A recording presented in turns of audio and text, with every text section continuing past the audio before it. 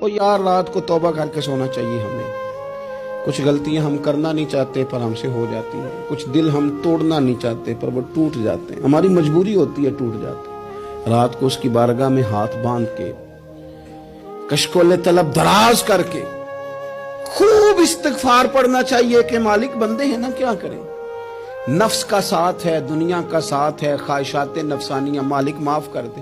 درد سے توبہ. رسم نہ ہو, کہانی نہ ہو, لفظ نہ ہو, جملے نہ ہو. اور جناب ایسے لوگوں کے بیچ بڑے ہاتھ باندھ کے اور بڑا کوئی ضرورت نہیں. آپ اکیلے اپنی چارپائی پہ بستر کے اندر منہ دے کے بھی درد سے کہیں گے نا معاف کر دے تو وہ تو مہربانی بڑا ہے. میرے نبی پاک صلی اللہ علیہ وسلم مثال دیتے ہیں, فرمایا ایک آدمی صحرا میں جا رہا. صحابہ سے حضور خطاب کر رہے ہیں. فرمایا ایک آدمی صحرا میں جا رہا تھا. اس نے اپنی اونٹنی پہ کھانا پانی پیسے ہر چیز رکھی ہوئی تھی. صحرا تھا بہت بڑا. درمیان صحرا کے گیا تو تھوڑا سا سستانے کے لیے, آرام کرنے کے لیے اونٹنی سے نیچے اترا. اب اس نے اونٹنی کی لگام, اونٹنی کی نکیل اپنے سرہانے کے نیچے رکھی, ہاتھ کے ساتھ پکڑی اور سو گیا. تھوڑی ہی دیر کے بعد جب اس کی آنکھ کھلی تو دیکھا اونٹنی غائب ہے. صحرا میں وہ پیدل نہ آگے جا سکتا ہے, نہ پیچھے جا سکتا ہے, نہ دائیں نہ بائیں. کھانے کو روٹی نہیں, پینے کو پانی کا قطرہ نہیں. تھوڑا ادھر بھاگا ادھر بھاگا, تھک گیا.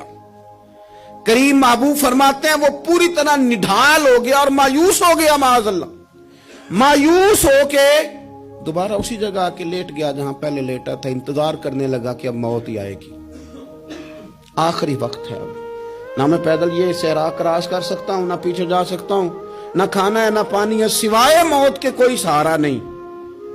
حضور فرماتے ہیں وہ رستے میں دوبارہ لیٹ گیا. اچانک اس نے رخ بدلا تو اونٹنی سامنے کھڑی تھی. حضور نے صحابہ سے پوچھا بتاؤ نا اسے بھلا کتنی کو خوشی ہوگی. یا رسول اللہ جسے نئی زندگی مل گئی ہے. آپ دیکھیں نا سارے ڈاکٹروں نے کہہ دیا کہ اس کے تو گردے معدہ جگر ہر چیز ختم ہے, گھر لے جاؤ خدمت کرو.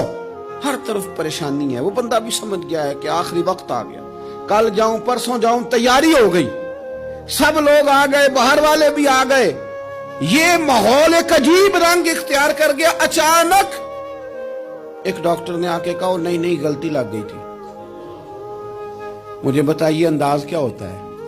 بغیر دوائی کے بندہ اٹھ کے کھڑا نہیں ہو جاتا. میں تو بچ گیا ہوں.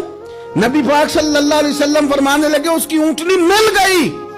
بتاؤ بھلا اسے کتنی خوشی ہوگی. یا رسول اللہ وہ تو دوبارہ دنیا میں آ گیا. حضور فرمانے لگے اسے کچھ بھی خوشی نہیں ہوئی. جب کوئی رب کا گناہگار بندہ آ کے توبہ کرتا ہے, رب کو اس سے کئی گنا زیادہ خوشی ہوتی ہے. میرا بندہ آ گیا ہے, میرا بندہ آ گیا ہے, میرے گھر آ گیا.